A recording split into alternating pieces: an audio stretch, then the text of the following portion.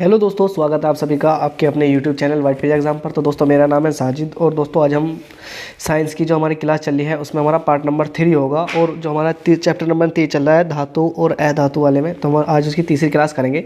इसमें आज की हेडिंग हमारी धातु क्रम। तो दोस्तों क्लास आगे देखने से पहले जो चैनल पर नए हो चैनल को जरूर सब्सक्राइब कर देना और बेल आइकन को भी दबा देना और इस वीडियो को अपने दोस्तों तक जरूर शेयर कर देना। तो दोस्तों शुरू करते हैं आज की अपनी क्लास।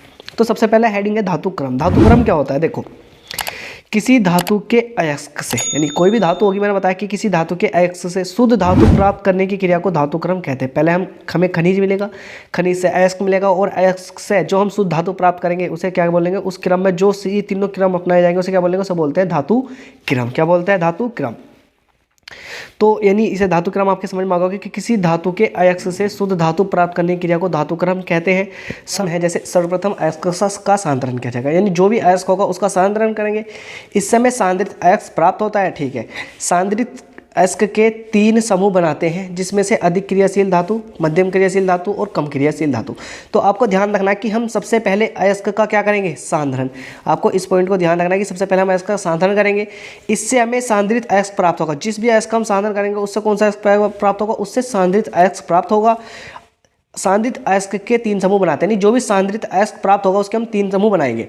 नंबर 1 अधिक क्रियाशील धातु वाला, फिर एक मध्यम क्रियाशील वाला और एक कम क्रियाशील धातु वाला, 3 क्रम होंगे। अब हम देखेंगे अधिक क्रियाशील धातु का क्या करना है। देखो, अधिक क्रियाशील धातु का अपघटन किया जाता है जिससे हमें शुद्ध धातु प्राप्त होगी। तो ध्यान रखना, अधिक क्रियाशील धातु क्या किया जाएगा? अपघटन किया जाएगा जिससे हमें शुद्ध धातु प्राप्त होगी। नंबर 2 मध्यम क्रियाशील धातु का शोधन है। मध्यम क्रियाशील धातु का शोधन 2 प्रकार से होता है। यदि सल्फाइड अयस्क है तो उसका विस्थापन होगा और यदि कार्बोनेट अयस्क है तो उसका भर्जन होगा। यानी आपको ध्यान रखना कि मध्यम क्रियाशील धातु का शोधन 2 प्रकार से होता है। यदि सल्फाइड अयस्क है तो उसका विस्थापन होगा और यदि कार्बोनेट अयस्क है तो उसका भर्जन होगा। भर्जन या निस्थापन, भर्जन होगा। निस्थापन में भर्जन के बाद हमें धातु ऑक्साइड प्राप्त होता है। ये जो भी हमें भर्जन यानी निस्थापन तथा भर्जन के बाद हमें धातु ऑक्साइड प्राप्त होता है जिसका अपचयन कराने पर शुद्ध धातु प्राप्त होती है। यानी भर्जन के बाद हमें धातु ऑक्साइड प्राप्त होगा जिसको शुद्ध कराने, यानी धातु ऑक्साइड प्राप्त होता है जिसका अपचयन कराने पर अशुद्ध धातु प्राप्त होती है। अशुद्ध धातु को शोधन कराने पर हमें शुद्ध धातु प्राप्त किया जाती है, यानी अशुद्ध धातु का शोधन कराने पर शुद्ध धातु प्राप्त की जाती है। अब दोस्तों इसका अगला पॉइंट देखिए, कम क्रियाशील धातु, यानी यदि सल्फाइड अयस्क पर लागू होता है, इसमें सल्फाइड अयस्क का भर्जन किया जाता है, इससे हमें अशुद्ध धातु प्राप्त होती है और उसका शोधन कराने पर हमें शुद्ध धातु प्राप्त होती है। यानी सल्फाइड अयस्क कौन से, यानी कम क्रियाशील धातु के अंतर्गत आएगा। अब देखते हैं दोस्तों अगले पेज पर चलते हैं कि इसमें क्या है। तो देखिए दोस्तों, अयस्क का सांद्रण सबसे पहले करेंगे। अयस्क का सांद्रण क्या होता है? अयस्क का सांद्रण इसलिए किया जाता है क्योंकि इससे गैंग को अलग किया जाता है। इसकी 3 विधियां हैं। यानी अयस्क का सांद्रण क्यों करेंगे? तो अयस्क का सांद्रण इसलिए किया जाता है क्योंकि इससे गैंग को अलग किया जाता है और उसकी 3 विधियां हैं। तो आपको ध्यान रखना कि अयस्क का सांद्रण क्यों किया जाता है और इसकी कौन कौन सी विधियां हैं। तो अयस्क का सांद्रण इसलिए किया जाता है क्योंकि इससे गैंग को अलग किया जाता है। तो दोस्तों आपको याद रखना है कि अयस्क का सांद्रण क्यों किया जाता है। तो दोस्तों अयस्क का सांद्रण इसलिए किया जाता है क्योंकि इससे गैंग मैंने आपको भी पिछले चैप्टर में पढ़ाया था दोस्तों। मैंने अभी आपको यहाँ एक हेडिंग डलवाई थी, गैंग या अधातु या मैट्रिक्स। अयस्क में उपस्थित मिट्टी, कंकड़, रेत, पत्थर आदि की अशुद्धियों को गैंग या अधातु या मैट्रिक्स कहते हैं। तो ध्यान रखना, अयस्क का जो कराया जाएगा ना, अयस्क के सांद्रण में क्या होगा? जो भी उसमें मिट्टी कंकड़ होंगे वे उसमें से क्या हो जाएंगे? बाहर निकल जाएंगे। तो अयस्क का सांद्रण इसलिए किया जाता है क्योंकि इससे गैंग को अलग किया जाता है। इसकी 3 विधियां हैं। कौन कौन सी? सबसे पहली गुरुत्वीय पृथक्करण विधि, दूसरी झाग या फेन फ्लोन विधि और तीसरी है चुंबकीय पृथक्करण विधि। चुंबकीय पृथक्करण विधि, आपको तीनों विधियों का ध्यान रखना है। देखो क्या है। नंबर 1 गुरुत्वीय पृथक्करण विधि। देखो, जब भारी अयस्क होता है, यानी जब भारी अयस्क होता है तो तब अयस्क के सांद्रण के लिए इस विधि का प्रयोग किया जाता है। भारी अयस्क का मतलब जैसे दोस्तों लोहे का अयस्क हो गया तो भारी होगा, तो उसके अयस्क में किसका प्रयोग करेंगे? गुरुत्वीय पृथक्करण विधि का प्रयोग करते हैं। तो जब भारी अयस्क होता है तो तब अयस्क के सांद्रण के लिए इस विधि का प्रयोग करते हैं। इस विधि में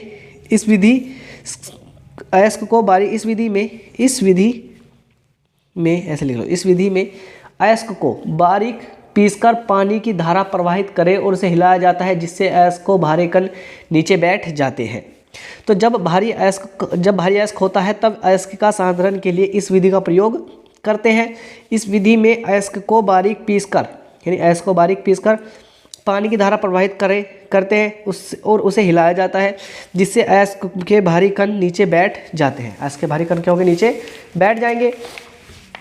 दोस्तों इसके बाद भी है कि बैठ जाएंगे और अशुद्धियाँ ऊपर तैरने लगती हैं। इस विधि में कार्बोनेट ऑक्साइड व ऑक्साइड अयस्क का साधारण किया जाता है। दोस्तों कुछ नहीं, देखो जैसे हमने ये ले लिया बारीक पिसा हुआ अयस्क। सबसे पहले हम इसको क्या करेंगे, बारीक बारीक पीस लेंगे। ये बारीक पिसा हुआ कैसे ले लिया हमने, अयस्क। दोस्तों ये बारीक पिसा हुआ ऐसा करो, मैंने बारीक पिसे हुए अयस्क का यहाँ ढेर लगा लिया एक। दोस्तों क्या कर लिया हमने, ढेर लगा लिया। अब इधर से तेज का मतलब दोस्तों तेज पानी की फुहार छोड़ी जाएगी, तेज पानी की फुहार छोड़ी जाएगी। तो इसमें जितनी भी कंकड़ पत्थर होंगे वे सब क्या हो जाएंगे, जो वे है ना वे वे होंगे, वे जैसे कंकड़ पत्थर होंगे तो वे क्या होंगे, वे बह जाएंगे। और नीचे क्या बचेगा, नीचे जो बैठ जाएगी, नीचे जो शुद्ध धातु होगा नीचे बैठ जाएगा, यानी शुद्ध धातु बैठ जाएगा। यानी इसमें तो पानी की धारा प्रवाहित करेंगे इधर की साइड को। ये अशुद्ध अयस्क है, अशुद्ध अयस्क। ये कैसा अयस्क है, ये हमारा शुद्ध अयस्क है, शुद्ध अयस्क। ये हमारा कैसा शुद्ध अयस्क है। तो जब भी इसमें तेज से पानी की फुहार करेंगे तो अशुद्ध अयस्क किससे अलग हो जाएगा और शुद्ध अयस्क हमें प्राप्त हो जाएगा। और ये क्या है, ये है गैंग, जिसे बोलते हैं। आप दोस्तों ऐसे नहीं कि बदमाशी वाली गैंग, ये है गैंग, जिसे हम अधात्रि मैट्रिक्स कहते हैं, जो गंदगी होती है इससे अलग हो जाएगी। तो दोस्तों बस मैंने इसमें यही लिखवाया। कैसे लिखवाया, देखो जब भारी अयस्क होता है तब अयस्क के सांद्रण के लिए इस विधि का प्रयोग करते हैं। इस विधि में अयस्क को बारीक पीसकर पानी की धारा प्रवाहित करते हैं और उसे हिलाया जाता है, जिससे अयस्क के भारी कण नीचे बैठ जाते हैं। अयस्क के क्या होंगे, भारी कण नीचे बैठ जाएंगे और अशुद्धियाँ ऊपर तैरने लगती हैं। इस विधि में कार्बोनेट व ऑक्साइड अयस्क का सांद्रण किया जाता है। नोट, हेमेटाइट अयस्क का सांद्रण इस विधि से किया जाता है। दोस्तों ये मोस्ट इंपॉर्टेंट पॉइंट है इसके लिए, कि ये इंपॉर्टेंट पॉइंट है। क्या पूछ लेता है कि हेमेटाइट अयस्क का सांद्रण किस विधि से किया जाता है, तो हेमेटाइट अयस्क का सांद्रण इसी विधि से किया जाता है। कौन सी विधि से किया जाता है, इस वाली विधि से किया जाता है। तो हेमेटाइट अयस्क का सांद्रण इस विधि से ही किया जाता है। अगली विधि दोस्तों नंबर 2, झाग या फेन फ्लोवन विधि। इस विधि में जल व चीड़ के तेल को, यानी इस विधि में जल व चीड़ के तेल को एक बड़े बीकर में डाला जाता है। यानी जल व चीड़ के तेल को एक बड़े बीकर में डाला जाता है। इसके बाद उसमें बारीक पिसा हुआ अयस्क डाला जाता है, ठीक है। फिर उसमें एक नली लगाकर वायु की तेज धारा छोड़ी जाती है, उसमें वायु की तेज धारा छोड़ी जाती है। इससे अशुद्ध अयस्क नीचे बैठ जाता है और शुद्ध अयस्क ऊपर तैरने लगता है, जिसे ऊपर से उतार लिया जाता है। तो दोस्तों आप इसका ध्यान रखेंगे, झाग या फेन फ्लोवन विधि। इस विधि में जल व चीड़ के तेल को एक बड़े बीकर में डाला जाता है, ठीक है। जल व चीड़ के तेल को एक बड़े बीकर में डाल देंगे। इसके बाद उसमें बारीक पिसा हुआ अयस्क को डाला जाता है, इसमें बारीक पिसा हुआ अयस्क डाल देंगे। फिर उसमें एक नली लगाकर वायु की तेज धारा छोड़ी जाती है। इससे अशुद्ध अयस्क नीचे बैठ जाता है और अशुद्ध अयस्क ऊपर तैरने लगता है। नहीं दोस्तों क्या है, इससे अशुद्ध अयस्क नीचे बैठ जाता है और शुद्ध अयस्क ऊपर तैरने लगता है, जिससे ऊपर से उतार लिया जाता है। नोट, इस विधि में सल्फाइड अयस्क का सांद्रण किया जाता है। तो आपको ये पॉइंट भी ध्यान रखना कि इस विधि में किसका सांद्रण किया जाता है, इस विधि में सल्फाइड अयस्क का सांद्रण किया जाता है। तो देखो कैसे, मैंने बताया कि एक बीकर लेंगे। सबसे पहले इस विधि में जल व चीड़ के तेल को एक बड़े बीकर में, तो इसमें हमें क्या, चीड़ का तेल व हमने क्या लिया, इसमें जल ले लिया, ठीक है। उसके बाद क्या करा दोस्तों, चीड़ व जल के तेल को, इसके बाद उसमें बारीक पिसा हुआ अयस्क को डाला जाता है। ये क्या है, हमारा बारीक पिसा हुआ अयस्क है। चाहे तो हम कॉपर पायराइट का या यानी सिल्वर सल्फाइड या लेड सल्फाइड कोई से भी अयस्क डाल सकते हैं। हमने डाल दिया। उसके बाद क्या होगा, फिर उसमें एक नली लगाकर वायु की तेज धारा छोड़ी जाती है। दोस्तों ये नली है ना, इसमें वायु की तेज धारा छोड़ेंगे। क्या होगा, वायु की तेज धारा छोड़ेंगे। इससे क्या होगा, वायु की तेज धारा छोड़ जाएगी, इससे अशुद्ध अयस्क तो नीचे बैठ जाता है। दोस्तों जो है ना, ये जो नीचे इकट्ठा हो रहा है, क्या है, ये सारा हमारा अशुद्ध अयस्क है। और जो शुद्ध अयस्क है वो कहाँ चला जाएगा, वो ऊपर आ जाएगा। यानी यहाँ क्या हो जाएगा, यहाँ ये दोस्तों जब मिलेगा ना, मैं यहाँ से यहाँ, ये क्या मिलेगा, ये हमें शुद्ध अयस्क, दोस्तों हमें क्या मिलेगा, ये हमें शुद्ध अयस्क यहाँ मिल जाएगा। क्या मिलेगा, शुद्ध अयस्क हमें मिल जाएगा। ये ना, ये शुद्ध अयस्क हमें मिल जाएगा। बस दोस्तों ध्यान रखना, बस इसमें एक पॉइंट है कि इस विधि में सल्फाइड अयस्क का सांद्रण किया जाता है। अब चलते हैं दोस्तों, यानी अगले पेज पर, कि अगले पेज पर क्या है। अब अगले पेज पर दोस्तों तीसरी विधि, चुंबकीय पृथक्करण विधि। क्या, चुंबकीय पृथक्करण विधि। इस विधि में उस अयस्क का प्रयोग किया जाता है जो चुंबकीय हो, लोह। इस विधि में बारीक यानी चुंबकीय हो और लोह यानी चुंबकीय लोह भी हो। इस विधि में बारीक पिसे हुए अयस्क को घूमते हुए पट्टों पर डाला जाता है। जो चुंबकीय अयस्क होता है वो इस पट्टे पर चिपक कर एक तरफ गिर जाता है और अणु चुंबकीय होता है वह पट्टे से दूर गिर जाता है। दोस्तों कुछ नहीं, देखो कैसे अयस्क है, ये एक चैन है, इस तरह से घूमती रहेगी। तो दोस्तों क्या होगा, हमने ऐसे बारीक पिसा हुआ है, इसमें बारीक पिसा हुआ है, ऐसे डालेंगे, ऐसे चलेगा ऐसे। अब दोस्तों जो चुंबक क्या होगा, तो चुंबक होगा पट्टे के साथ यहाँ जैसे इस पर चलेगा इधर की साइड इकट्ठा हो जाएगा, और जो अनुचुंबक होगा दोस्तों वो कहाँ, वो यहाँ इधर की साइड इकट्ठा हो जाएगा। ये मोटर है, मोटर की सहायता से ऐसा पट्टा घूमता रहता है, चुंबक है इस पर चिपकेगा, और दोस्तों जब दूसरे पट्टा दूसरी तरफ को चढ़ेगा तो यहाँ जो अयस्क वो कहाँ है, वो यहाँ इकट्ठा हो जाएगा, और अनुचुंबकीय इधर के इधर यहाँ गिरता रहेगा साथ के साथ में। तो यह है चुंबकीय पृथक्करण विधि। अगली है दोस्तों निस्थापन। निस्थापन क्या होता है, देखो जब अयस्क में कार्बोनेट ऑक्साइड व हाइड्रोक्साइड तथा जल को जब अयस्क में कार्बोनेट ऑक्साइड हाइड्रोक्साइड तथा जल हो तब निस्थापन किया जाता है। इसमें अयस्क को ऑक्सीजन की अनुपस्थिति में अयस्क को गर्म किया जाता है। तो दोस्तों निस्थापन में ध्यान रखना, जब अयस्क में कार्बोनेट ऑक्साइड या हाइड्रोक्साइड या तथा जल हो तब निस्थापन किया जाता है। तो आपको ध्यान रखना है कि हमें निस्थापन कब करना है, जब अयस्क में कार्बोनेट ऑक्साइड हो या क्या हो, कार्बोनेट हाइड्रोक्साइड हो, तब निस्थापन का प्रयोग करते हैं। जब कार्बोनेट ऑक्साइड हाइड्रोक्साइड हो या जल हो, जब इसका प्रयोग करते हैं। इसमें अयस्क को ऑक्सीजन की अनुपस्थिति में क्या करेंगे, इसमें अयस्क जो होगा ना, जिसमें अयस्क को ऑक्सीजन की अनुपस्थिति में अयस्क को गर्म किया जाता है, इसमें अयस्क को क्या करेंगे, गर्म करते हैं। अब दोस्तों देखो, इसमें जल है, इसमें भी जल है, इसमें कार्बोनेट और इसमें हाइड्रोक्साइड है। मैंने बताया कि कब यूज करेंगे, देखो जब कार्बोनेट अयस्क को, कार्बोनेट का मतलब दोस्तों CO3 होगा, जब हाइड्रोक्साइड का मतलब है अंत में OH समूह होगा, तथा जल का मतलब H2O हो और H2 है, यानी जब हो तो जब इसका प्रयोग करते हैं।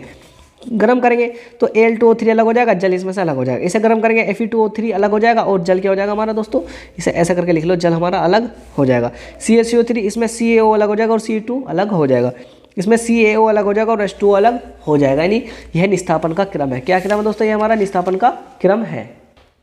अब दोस्तों देखते हैं भर्जन। यदि अयस्क में आर्सेनिक, ध्यान रखना दोस्तों, यदि अयस्क में आर्सेनिक व सल्फर की अशुद्धियाँ हो तो उसका भर्जन किया जाता है। तो दोस्तों ध्यान रखना, यदि अयस्क में आर्सेनिक या सल्फर की अशुद्धियाँ हो तो उसका भर्जन किया जाता है। भर्जन में अयस्क का ऑक्सीकरण के साथ ऑक्सीजन के साथ गर्म किया जाता है। कुछ नहीं दोस्तों, जब भी अयस्क में आर्सेनिक का मतलब AS और सल्फर S की अशुद्धियाँ होंगी तब उसका क्या किया जाए, भर्जन किया जाए। जैसे सल्फर है तो उसका भर्जन करेंगे, किसके साथ करेंगे भर्जन, ध्यान रखना, भर्जन को हम ऑक्सीजन के साथ किया जाता है। भर्जन किया जाता है तो भर्जन उस अयस्क को ऑक्सीजन के साथ गर्म किया जाता है।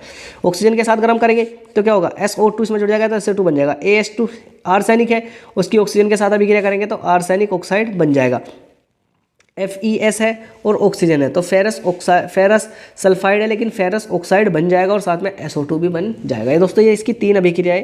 दोस्तों मैं कभी इन्हें बहुत ही डिटेल में सोल्व कराऊंगा, लेकिन अभी हमारा सिलेबस यानी बोर्ड नज़दीक है तो आप इतना ही पढ़ लीजिए, क्योंकि आपके लिए यही इंपॉर्टेंट है कि जब भी यदि अयस्क में आर्सेनिक हो तो वह सल्फर यदि अयस्क में आर्सेनिक व सल्फर की अशुद्धियाँ हो तो उसका भर्जन किया जाता है, और भर्जन में अयस्क को ऑक्सीजन के साथ गर्म किया जाता है। इसके बाद दोस्तों अगली हेडिंग है प्रगलन या अपचयन। यदि अयस्क में अगलनीय अशुद्धियाँ हो, यदि अयस्क में कौन सी अगलनीय अशुद्धियाँ हो तो प्रगलन किया जाता है। तो ध्यान रखना, यदि अयस्क में अगलनीय अशुद्धियाँ हो तो प्रगलन किया जाता है। इसे वात्य भट्टी में किया जाता है। इनके कई चरण होते हैं। तो प्रगलन ध्यान रखना दोस्तों कहाँ करा जाता है, यदि अयस्क में अगलनीय अशुद्धियाँ हो तो उसका प्रगलन किया जाता है। इसे वात्य भट्टी में किया जाता है। इसके कई चरण होते हैं। तो किसे कहाँ किया जाएगा, ध्यान रखना, प्रगलन को वात्य भट्टी के अंदर किया जाता है। आपको ध्यान रखना कि प्रगलन कहाँ किया जाता है, वात्य भट्टी के। कह रहा है कि यदि अयस्क में अगलनीय का मतलब दोस्तों, यदि अयस्क है कोई, सपोज करो कि अयस्क में कोई ऐसी अशुद्धि आ गई जो वैसे नहीं गल सकती, तो उसकी क्या करेंगे, उसका प्रगलन करेंगे। और इसे प्रगलन का मतलब इसे एक वात्य भट्टी होती है दोस्तों, उसके अंदर क्या जाता है। नंबर 1 क्या जाता है, इसके कई चरण होते हैं। यानी प्रगलन करेंगे तो उसके कई चरण होंगे। नंबर 1 अयस्क में कोक या गालक मिलाकर गर्म करते हैं। तो सबसे पहले अयस्क में क्या करेंगे, अयस्क में क्या तो कोक मिलाएंगे या गालक मिलाकर इसमें गर्म करते हैं। तो आपको ध्यान रखना, अयस्क में कोक या गालक मिलाकर गर्म करते हैं। नंबर 2 है, इससे 2 चीज़ें मिलेगी। यानी अगर अयस्क में हम कोक या गालक मिलाएंगे तो गर्म करेंगे तो उससे 2 चीज़ें मिलेगी। कौन कौन सी, एक तो गलित धातु और एक धातुमल।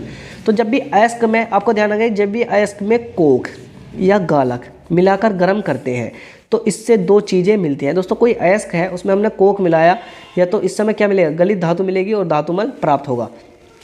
हमारी इस चैप्टर की लास्ट हेडिंग है कि संचारण क्या होता है।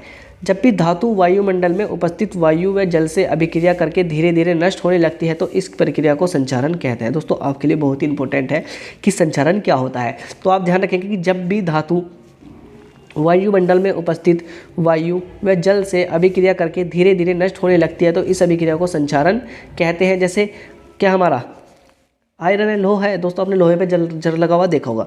जैसे लोहा है, इसकी ऑक्सीजन के साथ अभिक्रिया करेगा, लोहा है ऑक्सीजन के साथ अभिक्रिया करेगा और जल के साथ अभिक्रिया करेगा तो Fe2O3 प्लस .2H2 बनाएगा, जिसे हम जंग या संचारण ही इसे बोलते हैं। अगर आपसे पूछे कि संचारण का फॉर्मूला, तो हम संचारण का फॉर्मूला इसे लिख के आ सकते हैं, कि कैसे आयरन और ऑक्सीजन जब भी क्रिया करेंगे जल के साथ, तो यानी आयरन और ऑक्सीजन जब भी क्रिया करेंगे जल के साथ तो Fe2O3 यानी फेरस ऑक्साइड यानी जंग या संचारण का निर्माण होता है और साथ में H2 यानी जल भी प्राप्त होता है। अब बात करें सुरक्षा का मतलब इसका यानी कैसे इसकी हम सुरक्षा कर सकते हैं। तो इसकी सुरक्षा दोस्तों हम कई प्रकार से कर सकते हैं। नंबर 1, अगर दोस्तों आपने गाटरों पे या किसी भी चीज़ पर, लोहे की चीज़ पर जल लगा हुआ देखा होगा दोस्तों, ये जो संचारण है ना, इससे पहला मैंने जो चैप्टर था हमारा, शायद पहला वाला चैप्टर था रासायनिक अभिक्रिया और समीकरण, उसमें मैंने संचारण को बहुत ही डिटेल में कवर करा है। तो दोस्तों अगर आपको अब संचारण में टॉपिक में थोड़ी बहुत कोई प्रॉब्लम होती है तो आप वहाँ से उस वीडियो को जरूर देखें, संचारण पहले चैप्टर वाली, उसमें बिल्कुल क्लियर हो जाएगा। तो इसकी सुरक्षा कैसे करेंगे? धातु पर पेंट करेंगे या तेल लगाकर बचाव किया जाता है। तो हम क्या, तो उस धातु पर पेंट कर देंगे, उस पर तेल लगाकर उसका बचाव करते हैं। देखते हैं कि दोस्तों अगला सुरक्षा क्या है इसकी। निकिल क्रोमियम की परत चढ़ाकर बचाव भी किया जाता है। अगर क्या है तो हम उसकी निकिल की क्रोमियम की परत चढ़ाकर बचाव भी करते हैं। जो हमारा वो है ना संचारण में, क्या करेंगे, निकिल की या क्रोमियम की परत चढ़ाकर बचाव भी किया जाता है। तो निकिल की परत चढ़ाई है क्रोमियम की।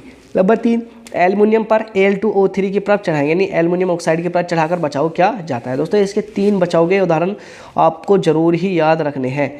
दोस्तों आपको जरूर याद रखने हैं कि हम इनका बचाव किस किस तरह से कर सकते हैं।